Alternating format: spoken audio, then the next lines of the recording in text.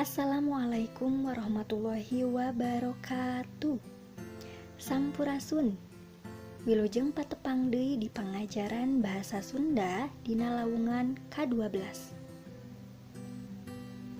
Dinten ayeuna arurang diajar ngeunaan Rajekan Dwi Purwa.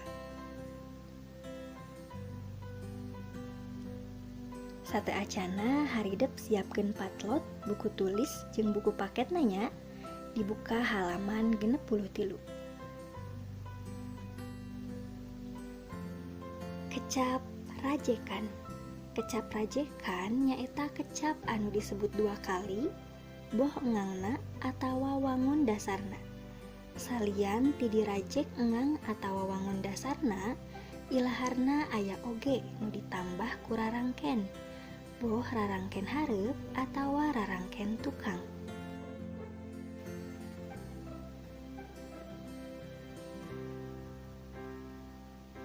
Kecap rajekan kabagi kana sababaraha jinis, nyaeta nu kahiji Rajekan Dwi Purwa, kadua Rajekan Dwi Madya, katilu Rajekan Dwi Lingga, nu kabagi deui jadi dua, nyaeta Rajekan Dwi Murni, Rajekan Dwi Reka.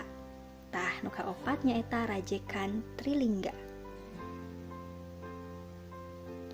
Tah barudak anu bade dibahas dinten ayeuna nyaeta Rajekan Dwi Purwa.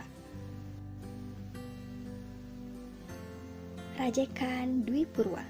Rajekan Dwi Purwa kecap asalna nyaeta Dwi nu hartina dua jeung Purwa anu hartina mimiti.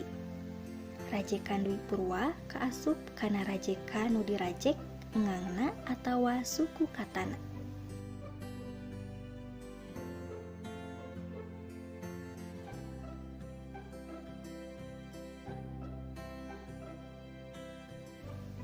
Contoh ngarubah kecap Rajekan Dwi Purwa, cobi perhatoskeun nya. Kecapna sapu dirobah jadi sasapu. Kecapna tanya dirobah jadi tatanya. Kecapna kumbah dirobah jadi kukumbah.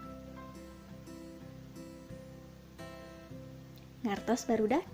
Biasanya janten kantun ditambihan kecap anu sami jeung engang atanapi suku katana anu aya di hareupeun kecapna.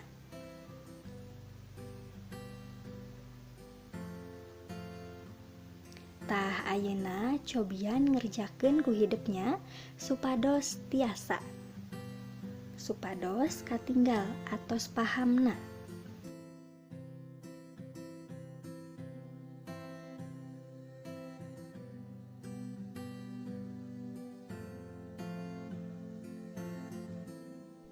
Tah barudak sakitu wae pangajaran kangge dinten ayeuna. Mudah-mudahan haridep ngartosnya. Hatur nuhun, wilujeng patepang deui minggon payun. Semangatnya barudak. Wassalamualaikum warahmatullahi wabarakatuh.